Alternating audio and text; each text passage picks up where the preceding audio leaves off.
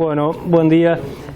Vamos a terminar ahora en el comienzo de la clase con el repaso que iniciamos la clase pasada y vamos a arrancar con valores y vectores propios, que ya es propiamente parte del curso de Galdós. Vamos, entonces, si ustedes se acuerdan, habíamos repasado lo que era la matriz asociada a una transformación lineal cuando uno daba bases del espacio de partida y del espacio de llegada, y habíamos visto lo que era la matriz cambio de bases, es decir, cómo cambian las cosas cuando uno cambia la base de los espacios en los cuales está trabajando. Y finalmente vimos una cuestión que la voy a anotar acá para recordar. Si uno tiene una transformación lineal de un espacio vectorial B en el mismo espacio, que es lo que se llama un operador lineal, y si uno tiene dos bases del espacio en cuestión, A y A tilde, entonces hay una relación muy sencilla entre la representación matricial de esta T, usando como base de partida y de llegada A, y la representación de la T usando como base de partida y de llegada A tilde. Y la relación es la siguiente. Esto lo habíamos visto en la clase pasada, lo habíamos escrito así. La matriz asociada a T en la base A tilde es la matriz asociada a T en la base A por una matriz que tengo que poner de este lado y la inversa que tengo que poner de este lado, que son las matrices cambio de base. Bien, eso lo habíamos denotado así. P de un lado y P a la menos 1. Como estamos trabajando con el mismo espacio de partida que el de llegada, es decir, con operadores lineales, estas son todas matrices cuadradas. Bien, entonces, esto es una matriz cuadrada, que es la matriz cambio de base, que es invertible, y acá tengo que multiplicar P, y acá tengo que poner P a la menos 1. Hay que tener un poquito de cuidado ahí con lo que uno pone como P y como P a la menos 1, con el orden de las bases, a eso me refiero. Esto acá explícitamente es la matriz cambio de base, es decir, la representación de la identidad usando como base A tilde de partida y A de llegada. Bien, esa es P. Y P a la menos 1 justamente es la inversa de esta, que no es otra cosa que la representación de la transformación identidad cuando cambio el orden de las bases. Es decir, como uso A como base de partida y A tilde como base de llegada. Bien, eso lo habíamos visto la clase pasada y nos llevaba a la siguiente definición. Decíamos que dos matrices cuadradas son semejantes si existe otra matriz P invertible tal que una se relaciona con la otra de esta manera. Bien, entonces, repasamos esto que fue lo último que vimos.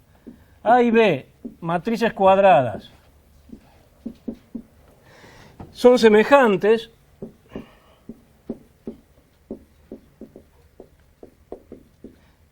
si existe una tercera matriz P cuadrada invertible tal que la relación entre B y A es justamente la que tenemos escrita ahí. B se escribe como P a la menos 1 por A por P. ¿Está claro? Entonces, fíjense lo siguiente. Si yo tengo dos matrices semejantes, estamos trabajando con matrices cuadradas, ¿no? Yo les había comentado que prácticamente todo el curso de Galdós va a ser sobre operadores lineales, o sea, el mismo espacio de partida, el mismo espacio de llegada en dimensión finita, por lo tanto todas las matrices asociadas van a ser matrices cuadradas, a no ser que se diga lo contrario en algún ejemplo o en algún tema. Fíjense lo siguiente, si A y B son semejantes,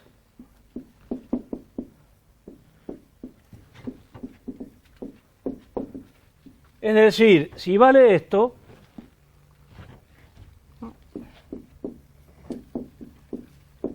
supongamos que yo quisiera calcular potencias de B, por ejemplo, B al cuadrado. Entonces yo digo, voy a calcular B al cuadrado, y esto, como ustedes saben, es B por la propia B, es decir, pero a B la vamos a escribir así, P a la menos 1 por A por P, y esto lo tengo que multiplicar por sí mismo. ¿Sí? Entonces, ¿qué pasa ahí? Fíjense que si uno agrupa, acá vale la propiedad asociativa en el producto de matrices, es decir, yo puedo agrupar esta parte con esta y cuando hago P por P a la menos 1, esto me da justamente la identidad, N por N. Bien, entonces, eso lo podemos sacar y me va a quedar P a la menos 1 por A al cuadrado por P. ¿Está claro este paso? Bien. Fíjense que entonces, lo que ocurre es que B cuadrado, si A y B son semejantes, B cuadrado y A cuadrado también son semejantes y con las mismas matrices que tenía para B multiplicando a izquierda y a derecha. Y en general, si uno repite este argumento n veces, B a la n, B a una potencia, digamos, K o M o lo que sea, le vamos a llamar K, es lo mismo que P a la menos 1 por A a la K por P. Para todo K, yo qué sé, mayor o igual que 1, para todo K natural. ¿Qué significa esto? Supongamos que uno tiene una matriz cuadrada, grande, uno puede pensar una matriz suficientemente grande, y uno tiene que calcular potencias de esa matriz. Entonces ustedes saben que calcular, bueno, ahora una computadora lo hace en 2 segundos, pero si uno tiene que calcular potencias de una matriz con entradas diferentes de 0, eso puede llegar a ser complicado. ¿Bien? Pero si uno encuentra una matriz semejante a la matriz que uno quiere elevar a una potencia, tal que esa matriz semejante tiene una forma con muchos ceros, por ejemplo una forma diagonal, o algo que se parezca a una diagonal, entonces elevar potencias de una diagonal es muy sencillo, porque si yo tengo una matriz diagonal y la elevo al cuadrado, lo que tengo que hacer es elevar al cuadrado los elementos de la diagonal y poner 0 en todos lados. Entonces, elevar potencias de matrices diagonales o de matrices parecidas diagonales es mucho más sencillo. Entonces lo que conviene es, dada una matriz B, plantearse si no existirá otra matriz semejante a esta, que tenga forma diagonal o parecida a la diagonal, entonces calculo las potencias con esta matriz, que es mucho más fácil, después multiplico por P y P a la menos 1, que son las matrices cambio de bases acá, y obtengo las potencias de esta. ¿Está claro? Entonces, el problema que queremos afrontar es el siguiente. Si hay una manera sencilla de representar una forma matricial B, una matriz o un operador lineal, por otra forma que sea semejante a esa, pero que sea más fácil de manipular para hacer cuentas. ¿Bien? Y eso va a ser prácticamente el grueso del tema, de los temas que vamos a ver en GAL 2. ¿Está claro hasta acá? Entonces, la cuestión de semejanza va a aparecer todo el tiempo y recuerden que siempre la idea es esa, es encontrar otra matriz semejante a la original que sea más fácil de manipular algebraicamente. Antes que nada voy a escribir un teorema que está en el libro, pero les voy a escribir es muy intuitivo bueno, más o menos. Pero no lo voy a demostrar, ¿no? Es una cuestión técnica que ni siquiera es difícil de demostrar, pero es más engorroso escribirlo que entenderlo. Se los voy a dejar para que lo lean. Y este resultado me muestra qué relación hay entre matrices semejantes con operadores representados en diferentes bases, lo que tenía acá y que acabo de borrar. Entonces, el teorema me dice lo siguiente.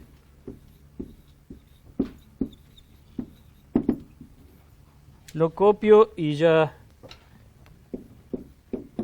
lo leemos.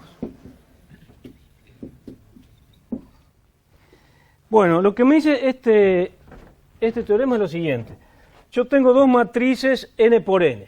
Entonces, la afirmación es que A y B son matrices semejantes, es decir, existe una P invertible tal que B es P por A por P a la menos 1, o al revés, o A es igual a P a la menos 1 por B por P. Sí, solo sí, puedo construir, existe un operador lineal de B en B, donde B es un operador, donde B es un espacio vectorial de dimensión n, la misma dimensión que estoy poniendo acá, y existen además dos bases, E y E tilde, bases del espacio vectorial, tales que esta matriz A es la representación matricial de este operador usando las bases E, de partida y de llegada, y esta matriz B es la representación de este operador usando las otras bases de partida y de llegada, E tilde como de partida y E tilde de llegada. ¿Se entiende cómo es el enunciado? La semejanza de matrices tiene que ver con el hecho de poder encontrar un operador lineal en un espacio con la misma dimensión que este acá, n, y dos bases tales que esta es la representación del operador en una base y esta es la representación del operador en otra base. Y eso me da la conexión que hay entre semejanza de matrices y operadores lineales. Hay una parte que ya vimos, es más, estaba escrita recién en el pizarrón. De estas dos implicancias hay una que ya vimos. ¿Cuál es?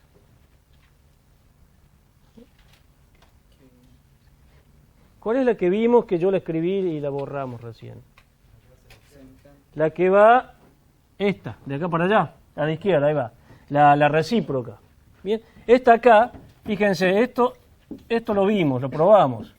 Vimos que si T es un operador lineal y tengo dos bases distintas, entonces la representación en una base y en la otra son semejantes. Y justamente la matriz P es la matriz cambio de base. Eso ya lo vimos. Lo que no vimos es esta. Y eso lo que tenemos que hacer es, dadas dos matrices semejantes, así, dadas las matrices A y B y la matriz que me pase una a otra, que es la P, construirme un operador apropiado, que es muy sencillo de construir, eso está en el libro rojo. El espacio vectorial en el que se trabaja es directamente los escalares a la n, o sea, K a la n, R a la n o los complejos a la n, dependiendo de dónde estén estas matrices. Y las bases que se usan, una es la canónica y otra que se obtiene a partir de la canónica multiplicando por P. Eso es algo muy sencillo de probar, es engorroso, pero la idea es muy sencilla y está hecha en el libro. Entonces yo no lo voy a demostrar acá. Lo que voy a hacer en esta parte es ver el libro rojo y se los dejo como ejercicio. En todo caso, si en alguna clase queda tiempo, lo podemos probar. Pero créanme que es bien sencillo, solo que es engorroso escribirlo. Uno considera un operador T, que es directamente la multiplicación de la matriz por un vector en Rn, que ese es un operador en Rn o en Kn, y uno considera las bases canónicas y las bases P por la base canónica en ese espacio K. Y ahí se prueba que estas matrices son... Perdón, se prueba esto, que una matriz es esto y que la otra es esto acá. ¿Está claro? Prefiero obviar esa demostración porque es engorrosa solamente. Lo que sí vamos a probar es un par de resultados que se deducen cuando uno trabaja con matrices semejantes. ¿Se entendió esta correspondencia entre...? O sea, piensen que matrices semejantes son aquellas que vienen de expresar un mismo operador en bases diferentes. Eso es todo lo que estamos diciendo acá.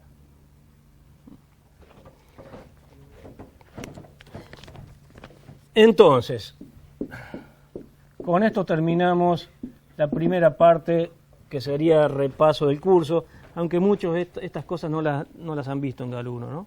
Algunos la vieron, me dijeron, y otros no. ¿Va? La parte final es esto.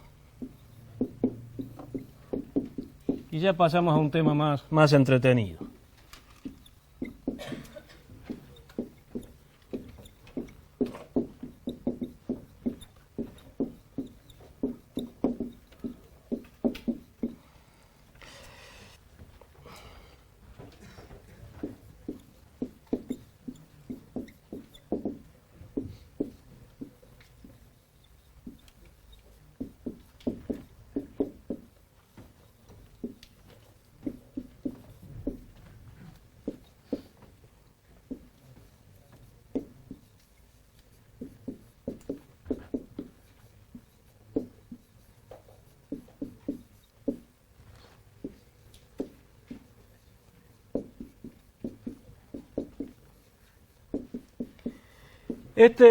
Este resultado, que es el resultado con el cual terminamos esta cuestión de semejanzas y cambios de bases, etcétera, en la introducción, me dice que si yo tengo dos matrices semejantes, entonces esas matrices tienen el mismo rango, tienen la misma traza y tienen el mismo determinante.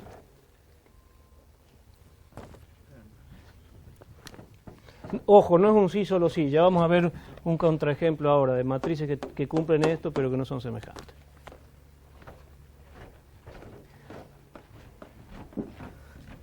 Les recomiendo, en serio, que cuando dejo algo como ejercicio, véanlo. Está hecho en el libro, pero véanlo con cuidado. ¿Sí? Les puede ser de utilidad para entender los conceptos mejor.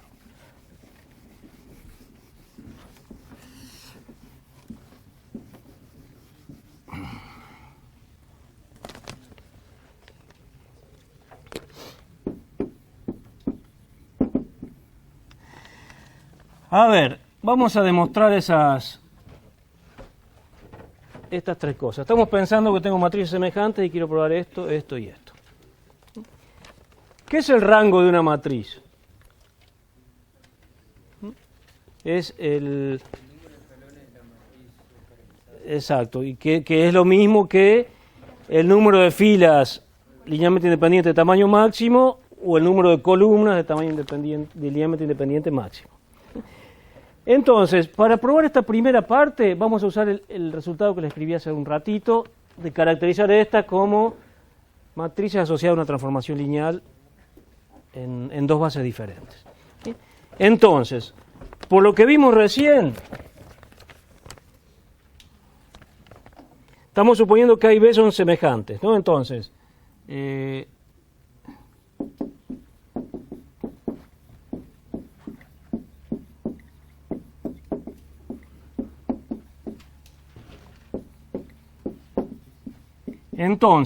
lo que vimos recién es que existe un operador lineal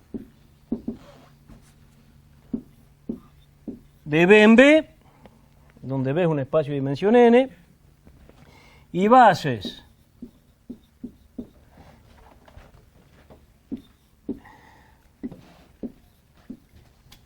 E y E tilde, lo que vimos recién exactamente, tales que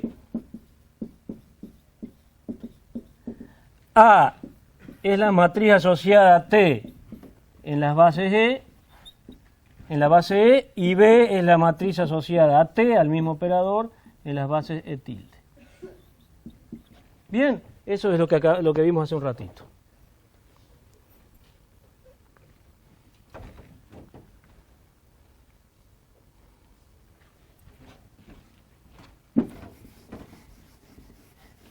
La más difícil es la demostración 1, más difícil porque cuesta verla, pero es bien simple si uno recurre a las cosas que vio en álgebra 1. Es una demostración conceptual. Fíjense, A y B semejantes, construyo un operador T y bases estas, no me importa cuáles son, tales que A la escribo de esta manera y B la escribo de esta manera. Entonces, el rango de A, es decir, el máximo número de filas o columnas linealmente independientes, es por construcción el rango de la matriz asociada a una transformación lineal que tengo por ahí con base de partida E y base de llegada E. Tengo una transformación lineal de B en B, donde B es un espacio de dimensión n. Y acá viene la pregunta, que está referida a lo que me decían recién, de los escalones. ¿Qué es eso? ¿Qué relación hay entre esto? Pregunta que les hago. ¿Qué relación hay entre esto y la imagen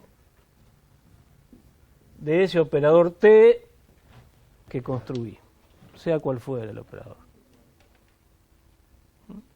Por ejemplo, recién me dijeron acá que el rango de esto es el número de escalones.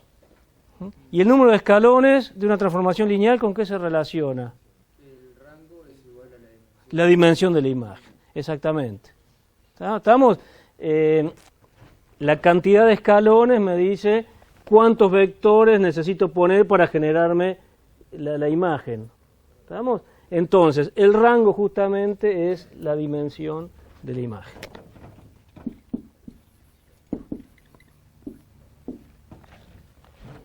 ¿Se entendió? Fíjense que la T ni me importa cuál es. Yo sé que es una transformación en un espacio de dimensión n, si estas son matrices n por n. Y las bases ni me importan. Lo mismo puedo hacer con la matriz B. El rango de B es igual al rango ahora de la matriz del operador T en las bases E tilde y E tilde. Y por el mismo argumento recién, esto es la dimensión de la imagen de T.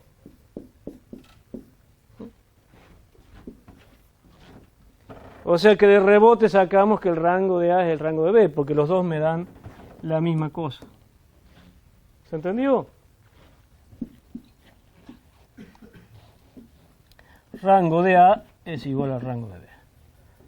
Estamos siendo más precisos, son la dimensión de la imagen de un operador, el operador que estamos usando ahí. Pero como ni me importa cuál es el operador ni nada, lo escribo así. Esto es igual a esto.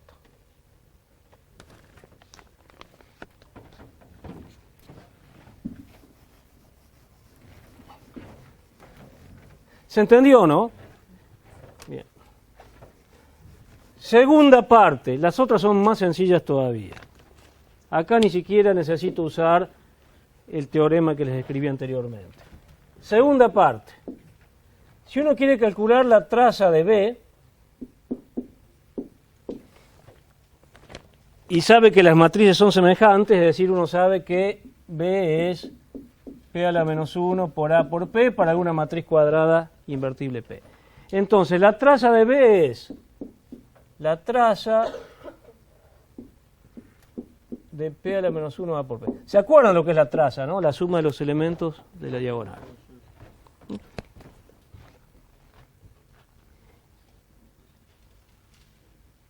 Bueno, y ahí con la traza tengo que recurrir también a una vieja propiedad que han visto en GAL 1. La traza, cuando uno multiplica dos matrices, no me importa en el orden que las multiplico, me da lo mismo. La traza de A por B me da lo mismo que la traza de B por A, cualquiera que sean las matrices A y B. Entonces fíjense que acá puedo conmutar el orden de esto con esto y calcular la traza que me da lo mismo. Ahora, si yo calculo la traza ahí, si yo escribo la traza donde estoy conmutando el orden de esto con esto, primero me va a quedar A por P y después me va a quedar P a la menos 1. Exactamente. Entonces, todo lo que hice acá es usar una propiedad que ustedes han visto en GAL 1 que me dice que la traza del producto de dos matrices me da lo mismo en cualquier orden que ponga esas matrices del producto. Entonces, esto me da la traza de esta matriz primero, A por P, por esta segunda, y acá la ventaja es que quedan P y P a la menos 1 multiplicadas consecutivas. Entonces, esto me da lo mismo que la traza de A por la identidad, o sea, la traza de A. Bien. GAL 1, estamos viendo cosas de GAL 1. Y la última determinante es igual de sencilla.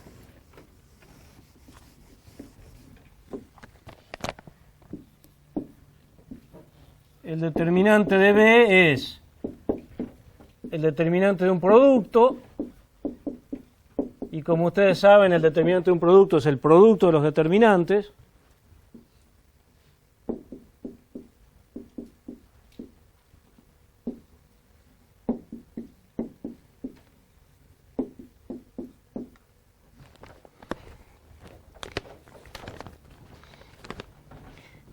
¿Y qué más puedo hacer ahí? No, bueno, no, pero no hace falta porque estos son números reales. El determinante de la inversa, ¿qué es? Es 1 sobre el determinante de P. O sea, esto acá no es otra cosa que 1 sobre el determinante de P, con lo cual este determinante de P abajo se me va con el determinante de P acá arriba y me queda determinante de A. Bien, es decir, si dos matrices son semejantes, entonces necesariamente el rango es el mismo, la traza es la misma y el determinante es el mismo. Esto me sirve, por ejemplo, para ver de manera sencilla cuando dos matrices no son semejantes, porque si veo que alguna de estas cosas no se cumple, ya concluyo que las matrices no son semejantes. Pero, como les dije recién, no me basta comprobar estas tres condiciones para concluir que las matrices son semejantes. Y para eso les voy a poner un ejemplo. Lo más sencillo posible. Siempre hay que buscar los ejemplos con las matrices de tamaño más chica, digamos. Las más chicas serían de 1 por 1, pero bueno, uno busca lo siguiente más sencillo, que son las matrices 2 por 2. Y la observación es la siguiente.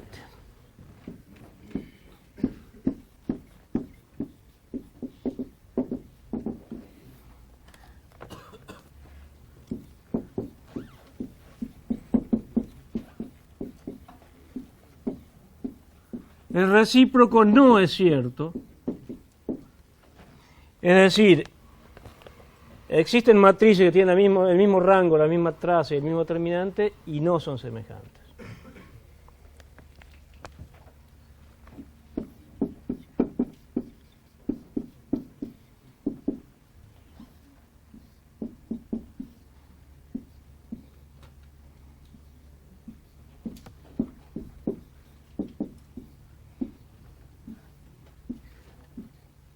Ya más adelante ustedes van a ver estas dos matrices puestas así, se van a dar cuenta en un segundo que no son semejantes, pero eso lo vamos a ir viendo a lo largo del curso. Matrices análogas a estas, digo. Una diagonal y otra que no es una diagonal, sino que es una diagonal con algo metido abajo.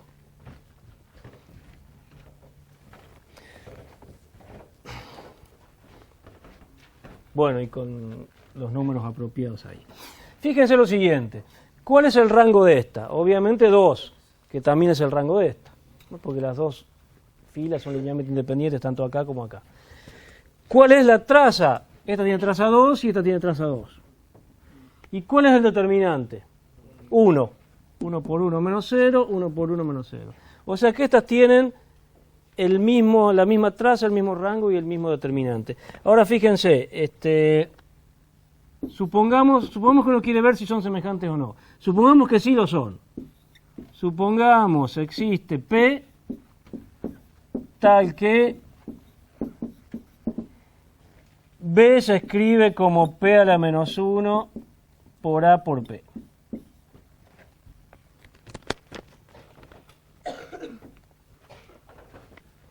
Entonces, supongamos que fuesen semejantes y vamos a llegar a una contradicción, que es muy sencilla, porque esta A no es otra cosa que la matriz de identidad. Entonces, ¿qué me da P a la menos 1 por la identidad por P? Me da la identidad, o sea que esto acá me da la identidad, y sin embargo B no es la identidad. Ahí está el absurdo. ¿Sí? Bueno, B no es la identidad, o sea, acá mismo está escrita la contradicción. Por lo tanto, A y B no son semejantes.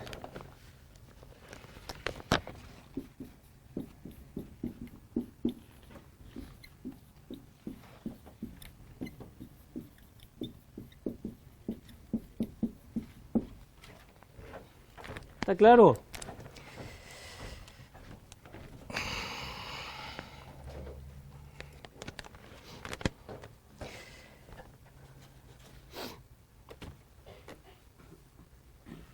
¿Preguntas hasta acá?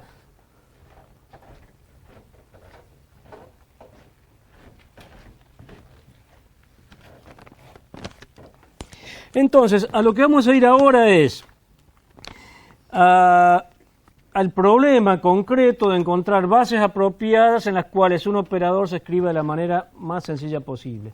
¿Qué quiere decir que sea de la manera más sencilla posible? Que la matriz asociada sea o diagonal o lo más parecida posible a una diagonal, porque si uno tiene cosas de ese tipo, entonces las potencias son fáciles de calcular, los polinomios que involucran una matriz son fáciles de calcular, y un montón de funciones que involucran potencias de una matriz son más fáciles de calcular. Y eso es el problema que vamos a afrontar ahora.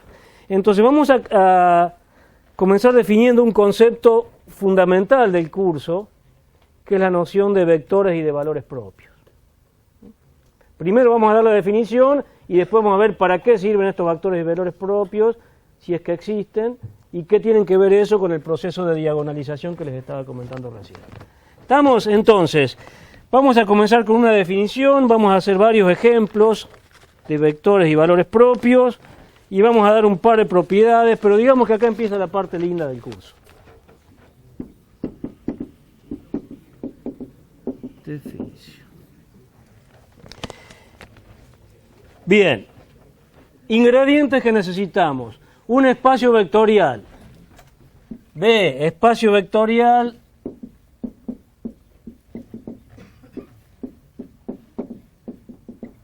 sobre, acá esto es importante, sobre un cuerpo que pueden ser los reales o los complejos, pero van a jugar un papel fundamental el cuerpo en el que estemos trabajando. Cuerpo real o cuerpo complejo. Hay otros cuerpos, pero nosotros nos vamos a quedar acá, solamente reales o complejos. Bien. Vamos a definir la noción de vector propio. Un vector propio de un operador lineal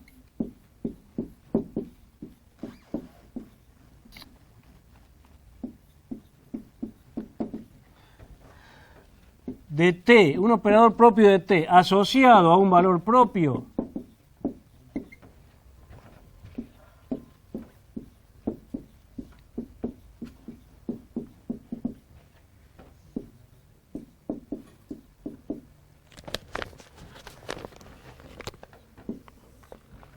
como siempre escribo y después revemos lo que estoy diciendo.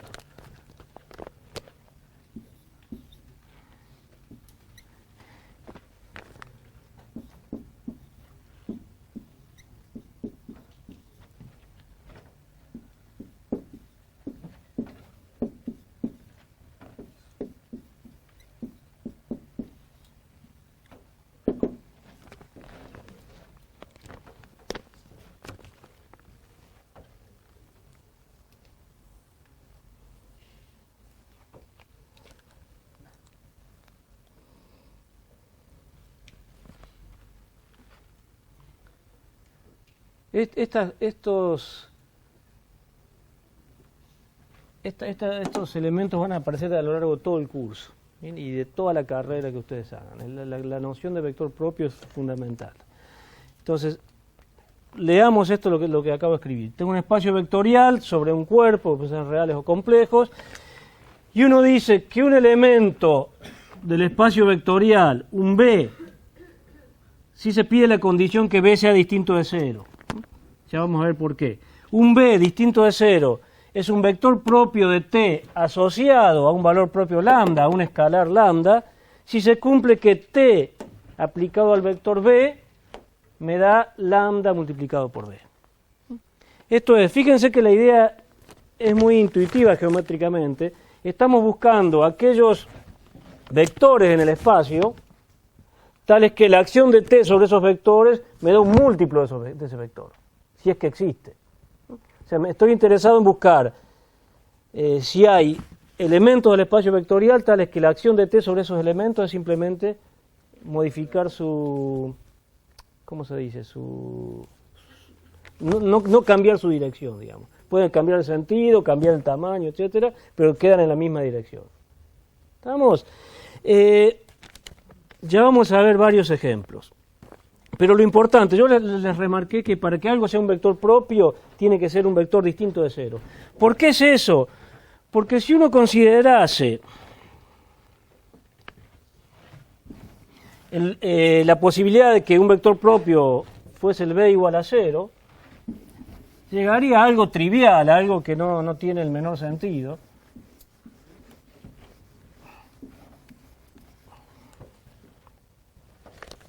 Lo vamos a poner acá como comentario. B igual a 0 se excluye la definición.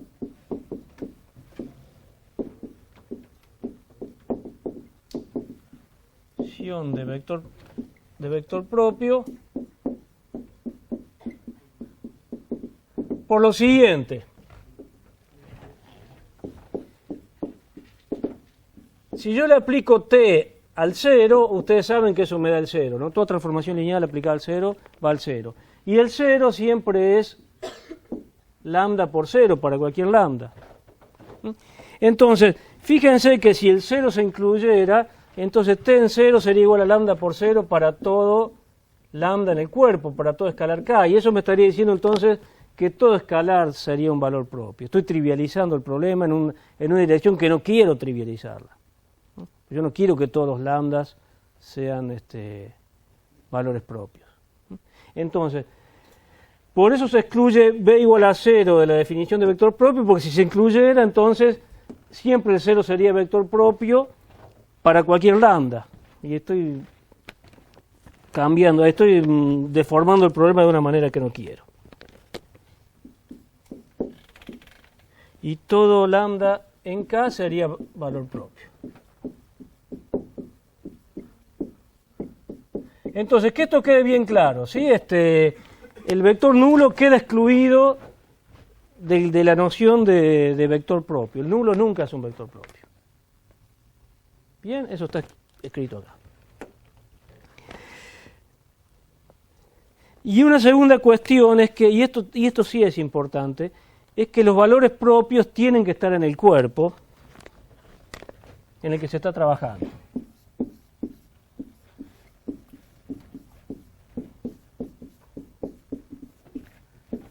Están en el cuerpo. ¿Esto qué quiere decir?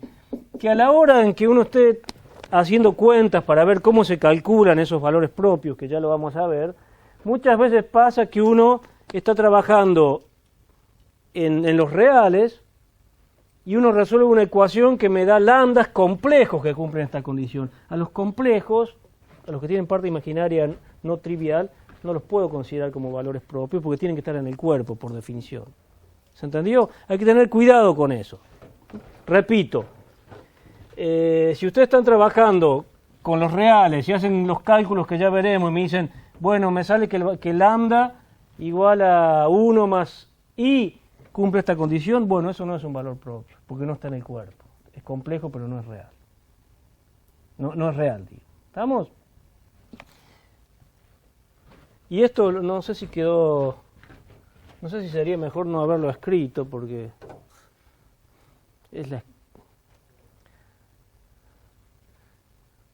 sí, es el motivo por qué se excluye b igual a 0. No me digan después b igual a 0 es vector propio porque el profesor escribió en el pizarrón que es vector propio. Está filmado ahí. Bueno. Vamos a hacer entonces, el problema ahora que sigue es el siguiente. Vamos a ver algunos ejemplos.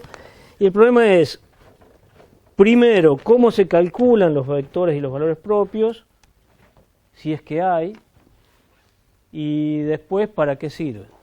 Bueno, por eso lo iremos viendo en las clases que vienen.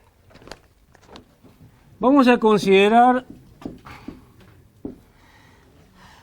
una transformación lineal de R2 en R2, del plano en el plano, definida de la siguiente manera.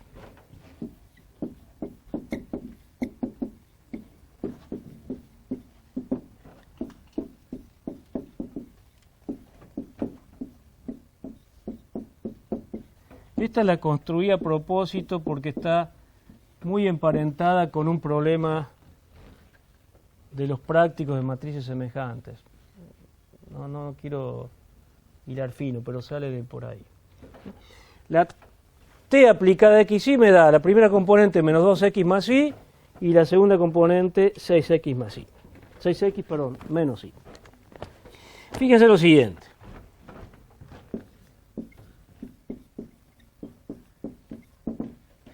Fíjense que si yo le aplico t al vector 1, 3, a la dupla 1, 3, veamos qué es lo que me da eso. La primera entrada que me da 2 por 1 menos 2 por 1 más 3, o sea, me da 1. Y la segunda, 6 por 1, que es 6 menos 3, 3. Fíjense que si yo le aplico t al 1, 3, me da el mismo vector, 1, 3. Entonces, ¿qué me está diciendo esto? Que el 1, 3 es vector propio asociado a qué valor propio. A 1. Es como si yo tuviera un 1 puesto acá. Lo que dije recién del 0, ojo, se refiere solamente a los vectores, no a los lambda. El lambda puede ser tranquilamente 0. Acá en este caso el lambda me da 1. O sea que lo que estoy diciendo ahí es que el 1, 3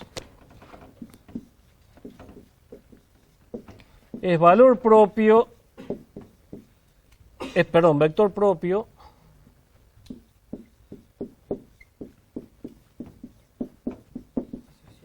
asociado exactamente, asociado a lambda igual a 1. O sea, estoy diciendo dos cosas. Primero, que lambda igual a 1 es valor propio, y segundo, que 1, 3 es vector propio asociado a lambda igual a 1. Y, por otra parte, si le aplico t al 1 menos 2, ¿qué me queda ahí?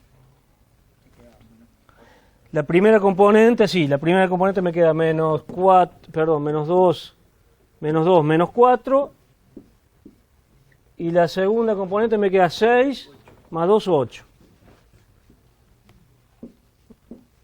O sea que t1 menos 2 es menos 4, 8, pero ahí ¿qué puedo hacer? Ahí puedo sacar un menos 4 para afuera. Menos 4, y acá me queda 1 y menos 2. ¿Estamos? O sea que fíjense que el 1 menos 2, si yo le aplico t, me da el propio 1 menos 2, multiplicado por lambda igual a menos 4. O sea, lo que estoy diciendo es que este vector es vector propio asociado a lambda igual a menos 4. Ya veremos que no a veces existen valores propios, a veces no. No cualquier lambda es valor propio. Ya vamos a ver cómo se calculan esas cosas. Entonces acá lo que estamos viendo es que 1 menos 2 es vector propio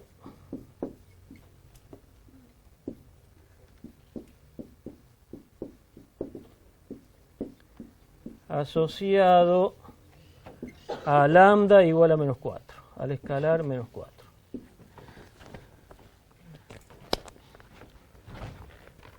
¿Estamos? Ese es un primer ejemplo. Segundo ejemplo. Esta definición, yo les había dicho que en el curso vamos a trabajar siempre con espacios de dimensión finita, aunque hay cosas que valen en espacios de dimensión infinita. En particular, esta definición de valores y vectores propios vale para espacios de dimensión infinita, no hay ninguna restricción. Es la misma definición, hay que encontrar un b en ese espacio de dimensión infinita, tal que si le aplico t me queda un múltiplo de b. Entonces vamos a poner un ejemplo en dimensión infinita. Para eso vamos a considerar una transformación de, esto saben lo que es, ¿no? El espacio de funciones derivables con derivada continua en R, la clase de C1, lo han visto, ¿no? Esta notación. Esta es una transformación de funciones derivables con derivada continua reales en C1R, en el mismo espacio. Y la vamos a definir de la siguiente manera.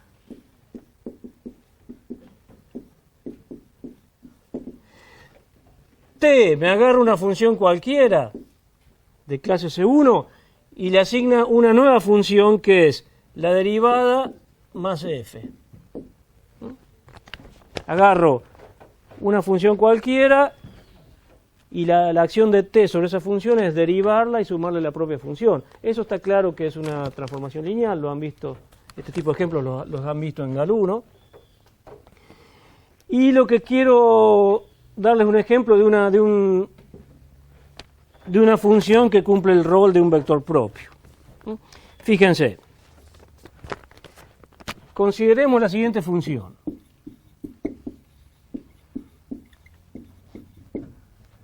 F de x igual a e a la menos x para todo x real, ¿no? Esta es la función que estoy considerando.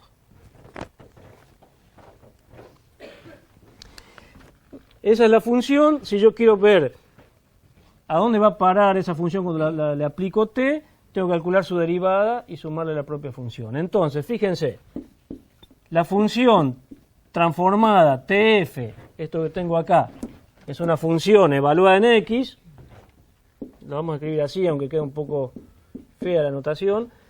Esta función asociada evaluada en x es f' en x más f de x. ¿Y qué me da eso? F' es menos e a la menos x y f de x es e a la menos x. O sea que esto me da e a la menos x menos e a la menos x me da 0. O sea que t, la transformación t de f aplicada a x me da, la función esa me da 0 para todo x. O sea que esto, ¿se entiende? T aplicada a esta función me da 0. Me da la función idénticamente 0. ¿Sí?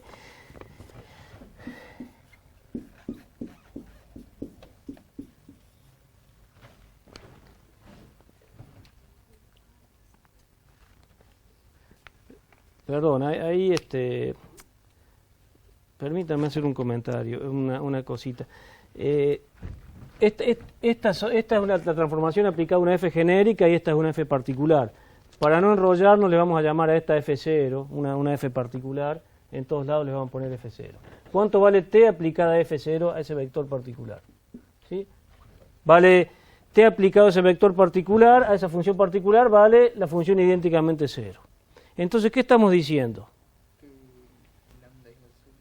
Que, ahí va, esto lo podemos escribir obviamente como 0 por la función f0. O sea, lo que estamos diciendo es que esta función f0 es vector propio de este operador con valor propio lambda igual a 0. ¿Se entendió? Entonces, ahí estamos diciendo que f0 es vector propio de esa transformación lineal que tengo ahí arriba, asociada al valor propio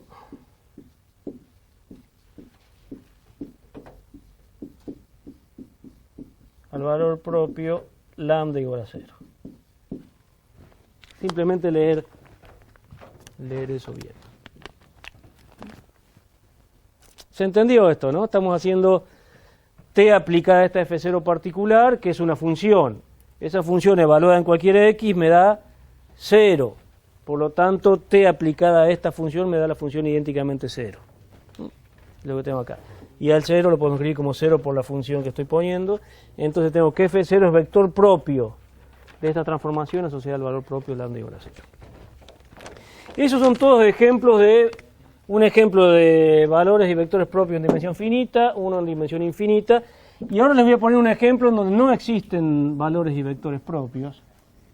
O sea, el asunto es ahora ver cuándo un escalar es un valor propio, y para ese escalar que es valor propio, si es que existe, ver cuáles son todos los vectores que están asociados, que son vectores propios de ese escalar. Esa es la idea. Finalmente, el tercer ejemplo, vamos a considerar una transformación de R2 en R2, que no es otra cosa que la rotación alrededor del origen por un ángulo alfa, que lo vamos a elegir distinto de pi.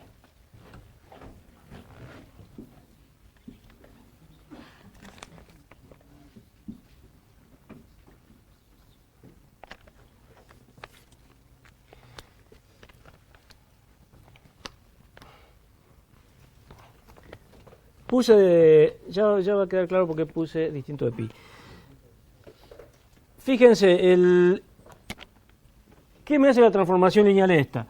Me agarra un vector cualquiera acá y me lo rota a un ángulo alfa. Y esto me da t aplicado a b.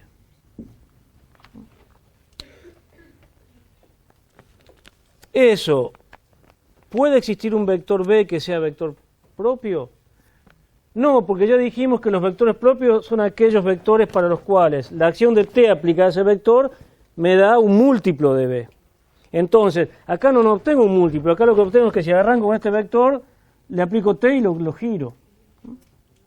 Entonces, salvo que alfa sea igual a pi, ¿qué pasa cuando alfa es igual a pi? Agarro un vector y le doy justamente la vuelta hasta el otro lado. O sea, obtengo, si alfa fuese pi, t aplicado a b sería menos b.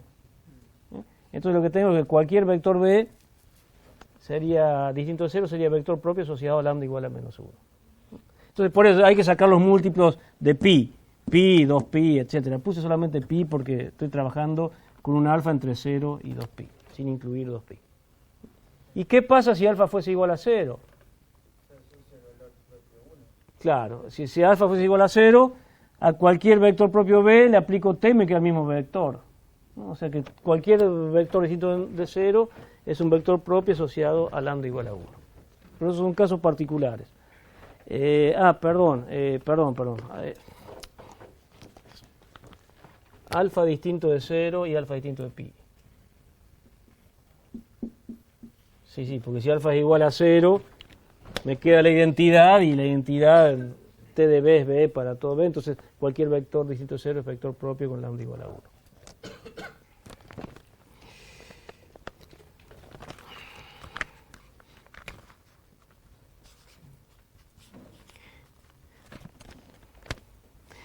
Bien, entonces, ¿cómo andamos con el tiempo? A ver. 5. Bien, perfecto. Nos queda tiempo para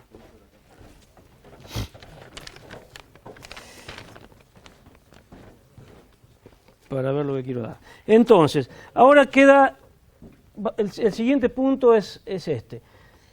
Supongamos que yo tengo un valor propio, que alguien me dice que un lambda es valor propio, y quiero considerar todos los vectores propios asociados a ese valor propio, ese conjunto. Quiero ver qué estructura tiene, agregándole el 0. A ese conjunto sí le voy a agregar el 0, y vamos a probar que eso es un subespacio vectorial.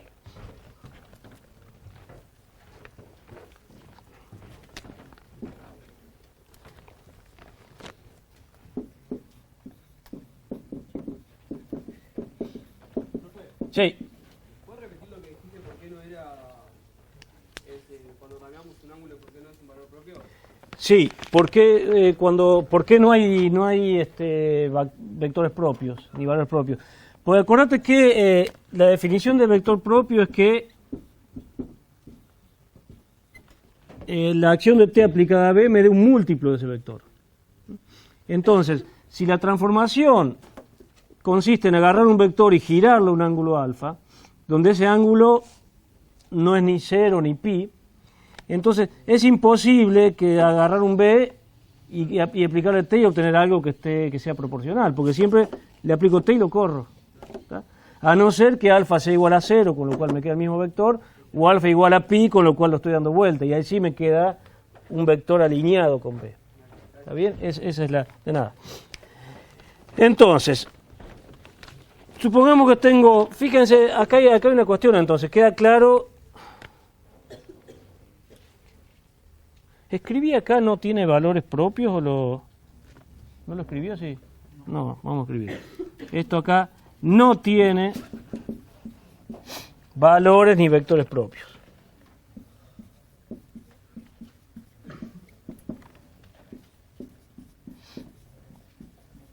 Entonces, el asunto es el siguiente. Los valores y vectores propios a veces existen, a veces no. Y si existe un valor propio, queremos ver entonces cuáles son todos los vectores propios asociados a ese valor propio.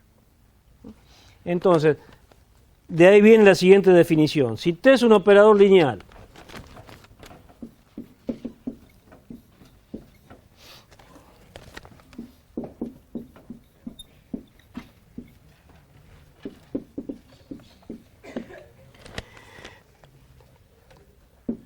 definimos S sub lambda, t operador lineal y lambda valor propio.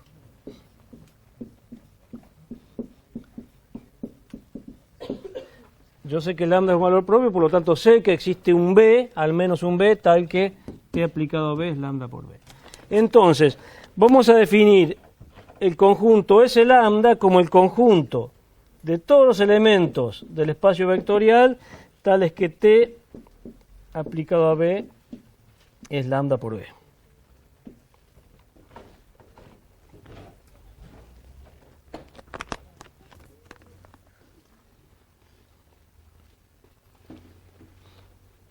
Bien, entonces, tengo un operador lineal, tengo un valor propio, y con ese valor propio me calculo todos los elementos del espacio vectorial tales que cumplen esto. T en B igual a lambda por B. Y acá la observación que les decía recién. Todos los vectores propios están acá, pero además acá está el cero, que no es vector propio por definición, por lo que les comenté al principio, pero está incluido acá adentro, porque justamente T de 0 es lambda por 0. O sea que en este conjunto están, por definición, todos los vectores propios asociados a lambda y el 0. Y esto acá es lo que se llama subespacio propio. Esto acá es lo que se llama subespacio propio.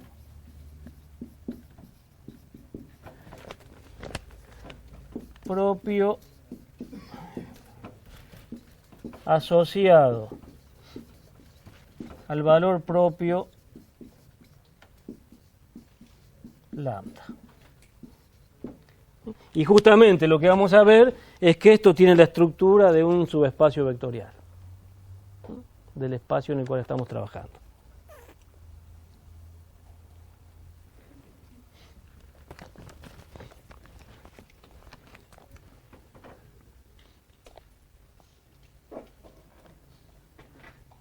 ¿Está bien?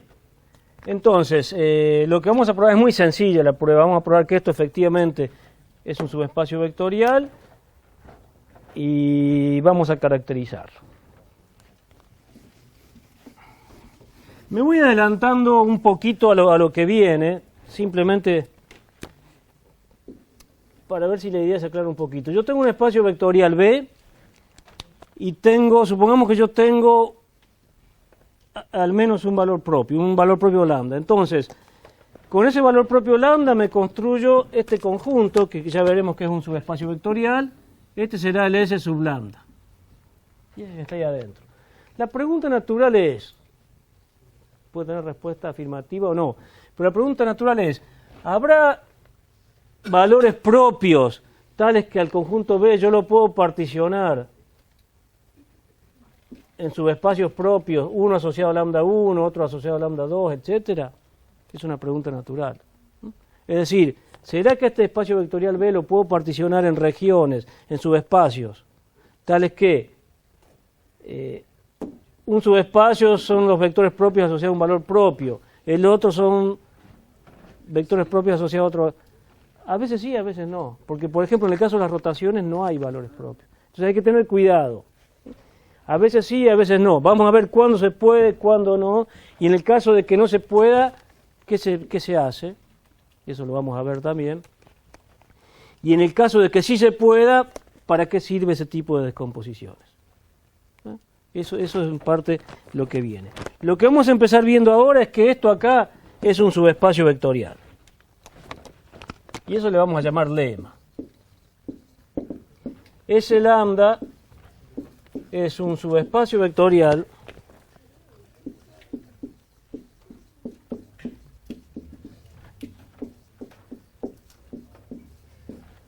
de B.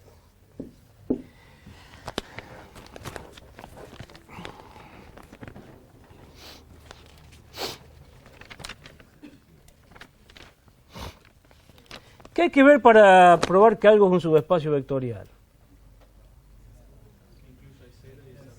Claro, exacto. Hay que ver que no es vacío, para empezar, un subespacio vectorial no es un conjunto vacío, y que es cerrado para la suma y multiplicaciones por escalares. Primero,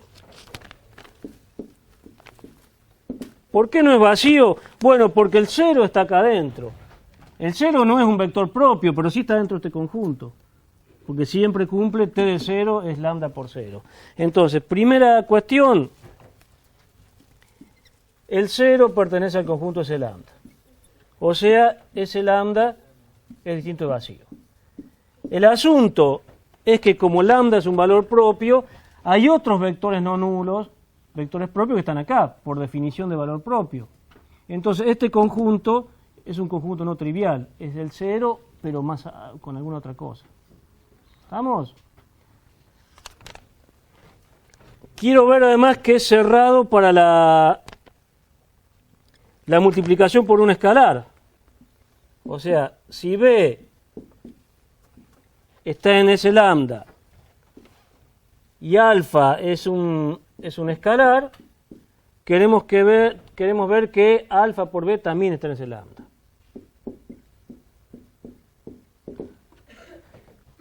y esto es una trivialidad enorme.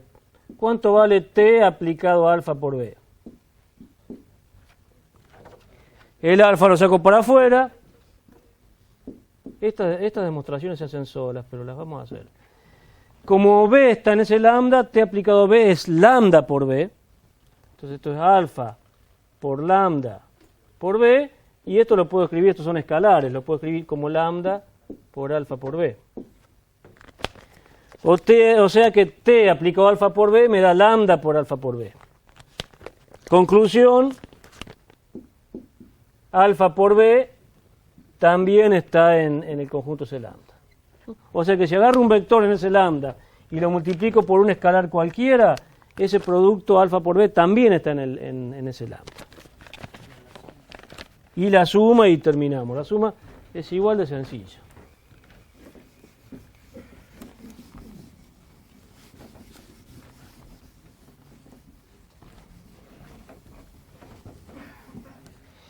Y la última es que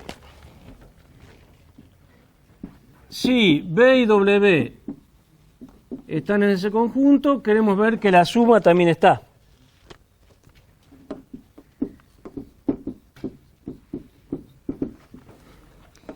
Bien, entonces, apliquemos T a la suma, B más W. Esto es absolutamente trivial esto, pero bueno. Esto es, como es una transformación lineal, T en B más T en W.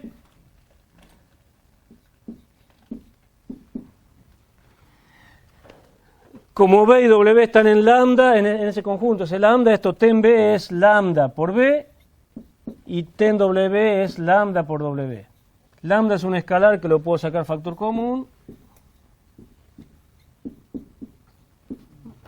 O sea que T aplicado a B más W es lambda por B más W. O sea que B más W también está en este conjunto.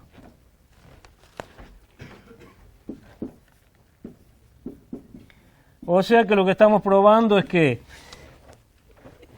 ese conjunto es no vacío, es cerrado para la suma, es cerrado para la multiplicación por escalares, por lo tanto ese lambda es un subespacio vectorial de B.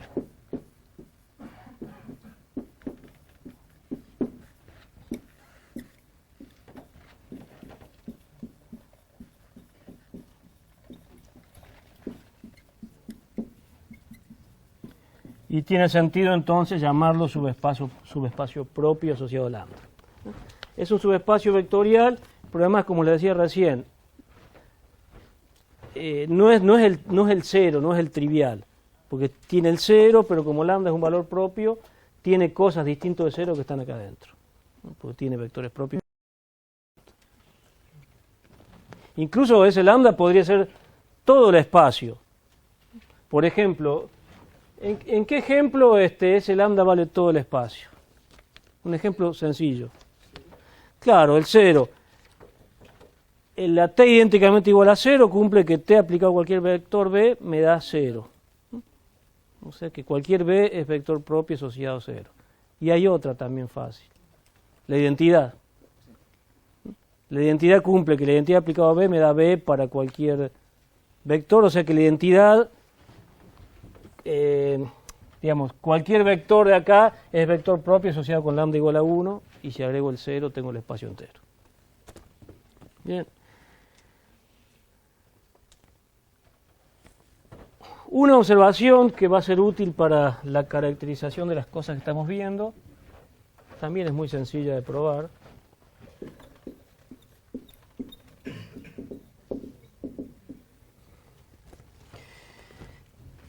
Eso parece una cosa rara, como está escrito, pero es bien sencillo de interpretar.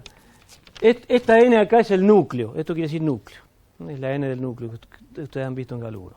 Lo que estamos diciendo es que, dado lambda un valor propio, si yo tengo un valor propio y calculo ese lambda es lo mismo que el núcleo de la siguiente transformación lineal. La transformación lineal t menos lambda por la identidad. La t que tengo, que estoy considerando, menos lambda por la transformación identidad.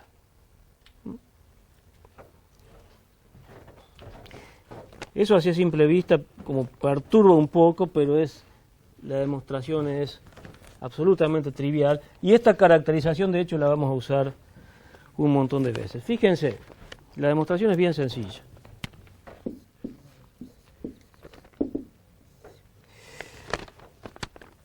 La demostración es, vamos a probar que todo elemento acá está contenido acá y viceversa. O sea, vamos a probar que un B está acá si solo si está acá. Entonces, consideremos un B que está en ese lambda. Entonces, estar en ese lambda es lo mismo que decir que T en B es lambda por B.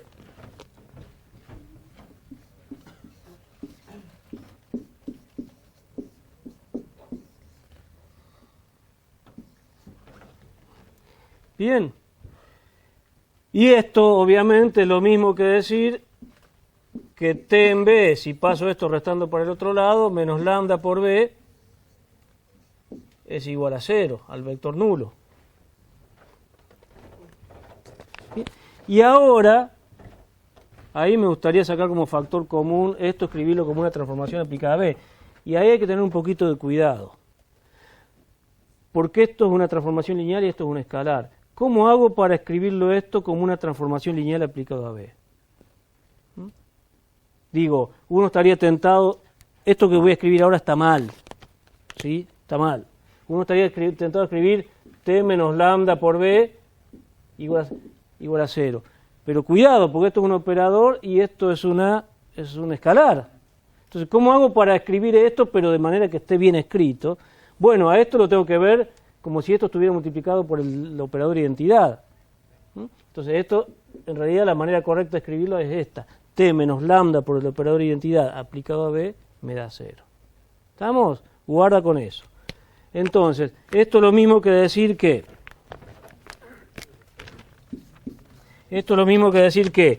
T menos... Lo que estaba mal era lo que había escrito antes, sin el lambda. Esto sí está bien. O sea, lo que estoy diciendo acá es que esto es lo mismo que T menos lambda por el operador de identidad aplicado a B me da 0. O sea que lo que estoy diciendo es que B está en el núcleo de esta transformación lineal. Porque esta transformación lineal aplicada a B me da 0. O sea, efectivamente B está en el núcleo de la transformación T menos lambda por I.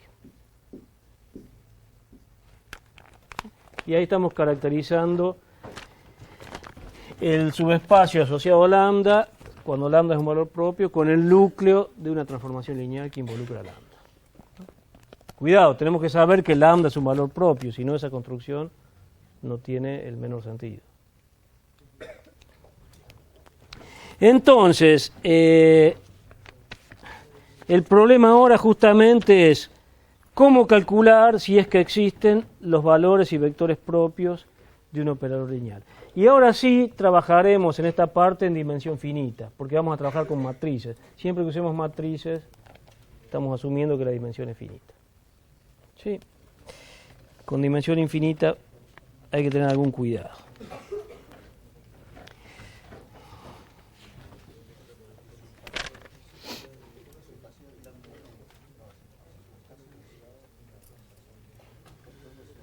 A ver, pero esto... A ver. Como ya está por terminar la clase, voy a dejar... No voy a terminar la clase ahora, quiero que ustedes me deduzcan un comentario, me deduzcan un razonamiento. Vamos...